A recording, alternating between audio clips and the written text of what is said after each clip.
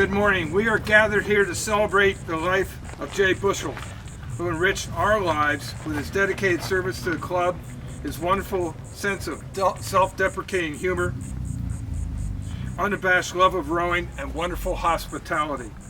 It is noteworthy that this is the second boat to be named after Jay, an honor only given once before in the history of the club. Our rowing club is an open family, welcoming members regardless of race, creed, ability, or disability, sexual or political orientation. We are proud of our humble, caring, supportive members who enjoy adaptive, veteran, recreational, and competitive rowing. Jay Bushell was the embodiment of all these values. On that Sunday morning in 2004, I was approached in the boatyard by a very enthusiastic, tall, bearded Englishman who said he wanted to take up rowing again. I thought this was extremely promising. First, an Englishman meant that there was a good chance of quality rowing background in addition to being tall. So many of our other novices were short and didn't know anything about an oar. Out of curiosity, I asked him how long it had been since he'd been in a boat. With a twinkle in his eye and a scratch of his white beard, he mused that it had only been about 50 years. So began our club's wonderful rowing relationship with Jay and his wife Sybil. When asked, Jay told us that he had rowed at University College London. But recently we found out that he had indeed rowed prior to University at Public School during the World War II German bombing of London and England. We have a picture over there of Jay rowing in an 8 at about 10 years old. So Norm, I'm sorry, Jay outbeat us as far as number of rowing years, in that he had been rowing for about 70 years, where you and I are only a paltry 60. It appeared, based upon the rowing style, that he was using the way back layback position, where he'd be grabbing the oar very closely and then at the release would be almost horizontal, getting the maximum length of the stroke. Needless to say, in his later years, he did not demonstrate this level of flexibility. Also, it appeared Jay suffered from a common rower's lack of hand-eye coordination required for the sports of cricket or tennis, which made rowing more appealing. After graduating from public school at 18, Jay was commissioned as an Army Lieutenant Paratrooper in the Intelligence Corps and served in post-war Germany before attending university. While rowing at the Sarasota County Rowing Club, Jay rowed in a broad range of shells. First was the original Baby Blue, a 16-foot Alden shell, which is a definite beginner's boat. Then he returned to sweep rowing, predominantly in 8s, where occasionally, like everybody else, he would take a turn as a coxswain. Very happy to see you back, Mike, as one of our esteemed post-coxswains, as well as Debbie Heigl. Hi, Deb. Good to see you. Later, with a new interest in sculling, Jay was the original member of the Ancient Mariners. We have a picture of these four rather interesting scullers. By virtue of Jay's age and favorable handicap, the crew now averaged 70 years of age. Alas, the crew of Jay, Chris Taylor, Pete Thompson, and Joe Dobson still weren't fast enough to win many medals, but we had a great time together. After Pete Thompson's death, the crew disbanded, and Jay and Chris often rowed together in a racing in doubles. For a short time while after Jay's health deteriorated, he and Chris didn't row much until Jim Reynolds, our adaptive coach, decided the adaptive program was a great way to keep Jay out on the water in spite of significant issues with reduced balance and vision. So they joined the Tuesday-Thursday adaptive group with stabilizing pontoons, life jackets, and a lot of help from our volunteers. Jay stayed rowing with Chris with a huge smile on his face until October 2019, when he fell and broke his femur.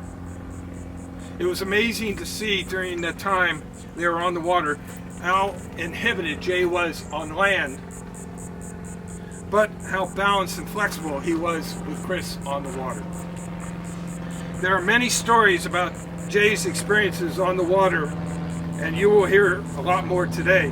I have 2 stories that still put a smile on my face. First one was one of the first rare times that Jay and Sybil went out in a double. She's laughing already. And had a rather interesting passage through the back Blackburn Point swing bridge. They launched, going out into the Gulf Intracoastal Waterway, and proceeded headed towards the bridge. The ebb tide, which the tide going this direction, was just raging. It was right in the middle of the cycle, and it was screaming through the bridge. Unfortunately, a crew ahead of them was in trouble underneath the bridge, and they couldn't get through the bridge. With strong current pushing them towards the blocked normal bridge channel, and Sybil being somewhat dyslexic, how dyslexic she was, I later found out when I had her Cox the 8. Jay elected to go through the closed, dangerous western bridge channel, which supposedly you can't cut through, but they zipped right through there unblemished. And of course, Jay came back and regaled me with the story after we came ashore. Don't do that. Don't. Okay? The second legendary Jay Bushell rowing experience happened in a mixed eight in the Southeast Masters Regional in South Carolina. I was rowing 7, and our stroke Carol Gray and our coxswain Debbie Heigl decided to do a very high rating starting sequence prior to the race. Previously, Jay had lost his favorite rowing hat overboard and was determined not to lose another. So he affixed to his new hat several of the many wine corks that populated the Bushell household. And so off we went in excess of 40 strokes a minute until Jay caught an incredible crab where it meant he stopped the speeding 2,000 pounds mass of an 8 by catching his oar in the water. Now, I had seen ejector crabs where a rower with their oar stuck in the water has all the momentum of these 2,000 pounds multiplied times the speed they're going, gets caught behind the oar, and picks up the rower out of the boat and throws him into the water. When I turned to see what had happened, I was horrified to see Jay's racing hat floating in the water. And I was thinking that somehow the rest of Jay's body is underneath that hat. However, my panic was fortunately short-lived and interrupted by laughter coming from our foreseat, Mary Chadsey, who now had Jay's head firmly ensconced in her lap after the crab had thrown him into her lap. So after retrieving Jay's hat, we went to the start line, and thanks to our handicap, and that was a big handicap, we finished second in our race. The activities of the Bushell off the water were also most notable and reflected their wonderful kindness. Many of the SCRC parties took place at the Bushell home, a most accommodating space with a fantastic acre of cultivated with thousands of orchids and tropical plants and nary a blade of grass. The pool was very popular, as was the living and dining rooms where Yankee Christmas gifts were traded and many stories were told to everybody's amusement. Jay's terms as president guided the club through tumultuous times with great result. So without further ado, I would like to invite any of you who would like to share a Jay story to come forward and share their story. Tamara?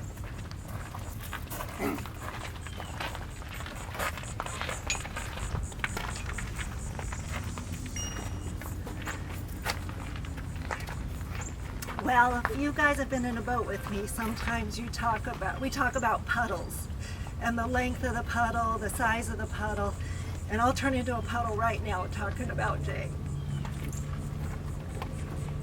I'm wearing his outfit that he wore on his 82nd birthday racing at the Sur. So I thought it'd be a little fitting to wear this outfit.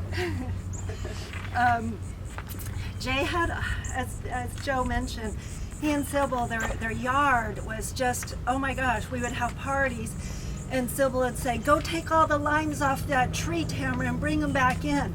Well, I was a little new to Florida and I didn't know a lime from a star fruit, so you would usually strip the wrong tree. But we had a lot of fun at their parties. And Jay and Sybil were members of different societies. Jay was a member of the Orchid Society, which is how he even came to rowing. They were also members of the Fruit and Nut Society, which I thought was the members of our rowing club. But I think he was probably the president of that club as well. So, and he during the time of his 2 years as our president, he did it with such grace and finesse. And as all of our past presidents and current presidents know, you can get rattled being a president of this club. But of course, he always did it with he was just so distinguished, and he was so handsome. Sybil, was he not handsome? Yes. Oh my gosh, he was gorgeous. But just the brunches and the Christmas parties we had were just lovely. I would like to just read one email that I found, and I think it's fitting regarding the Bushell. This is an email from Jay, which I've shared with a couple people, but it's just so super cute. Hi y'all, this has not been a good time for rowing. The weather has conspired to prevent boats from going out, and too many of the usual suspects are not available. One is on jury duty, another is waiting for knee replacement to take hold, and so on. To be forever optimistic belies my nature, but I try nonetheless. I have no real hope for an 8 on Wednesday. Keep in mind, we were only rowing 8s at that time, and we didn't have Coach Alex to put boats together for us, so we were really only rowing 8s. We didn't have a coach, so it was membership coached, and you know how great that can be when other members are telling you what to do. So anyway, it was membership coached. I have no real hope for an 8 on Wednesday, but I may be able to put together a 4. Not only is the 4 more likely, it is more comfortable. I can cox the Bushell, a lovely name, don't you think? With a couple of cushions, but the Columbia makes me long for a cesarean, and sunrise causes pelvic lockup. I will call all suspicious person of whom I have knowledge tomorrow, but in anticipation of that happy event, please tell me that you would like to row on Wednesday. We should be able to launch the boat, provided Joe has reparked his car. Call, write, wire, come around in person. Jay loved phone conversations a little bit more than emails.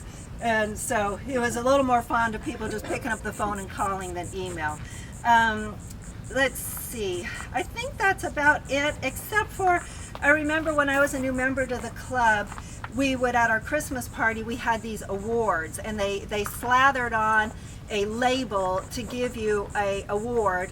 And for 2 years, Sue Gutek and I, one of the times we had the 2 peas in a pod, and the other time we had the 2 nuts in a shell. And I like to think of Sybil and Jay as the 2 peas in the pod and the 2 nuts in the shell. And one last thing, when Jay went through his first bout of cancer, I was so concerned that he wasn't going to ever be strong enough to get back on the water. So you know that book, Tuesdays with Maury? Well, I called it Tuesdays with Jay. And I said, Jay, I'm going to get you out there in a double. We're going to go just as far as you can go. And then I wanted him to get strong enough to come back. So a couple of times we only made it through the bridge on the right side. And a couple of times we only made it to the mangroves. And I said, you tell me when you're ready to turn around. And when we turned around, it was like the horse racing to the barn to get back. But that's what he was coming back to, was Sybil. So there's no mistake of why he was always, really got back to the boatyard quickly to get back to his Sybil. So Imagine boating a crew of Georgie Alexandru, Carol Gray, Dick Alejandro, Bill Scubin, Pete Thompson, Mike Day, and Jay Bushell. Picture their radiant smiles. joyous laughter, clean puddles, and long run on the flat water of heaven. What a crew that is. Now, look at those people around you that we row with. Treasure their dedication to the sport and our club, their ability to bask in the warmth of a hard row, laugh at 6:30 in the morning, enjoy the run of well-rowed strokes, and admire the trail of perfect puddles lasting to the horizon. I'd like to close with a quote from George Pocock, the famous builder of the best wooden racing shells in American history. The boat in which the boys of the boat won the 1936 Olympics, and like Jay, a rowing emigre from England. It's a great art, is rowing. It's the finest art there is. It's a symphony of motion. And when you're rowing well, it's nearing perfection. And when you reach perfection, you're touching the divine.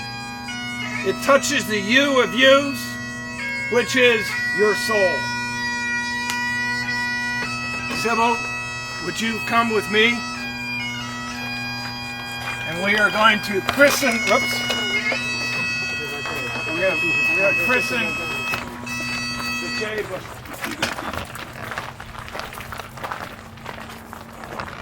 This board is over the bow.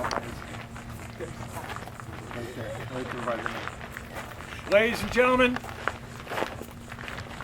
Sybil Bushell is christening the J. Bushell.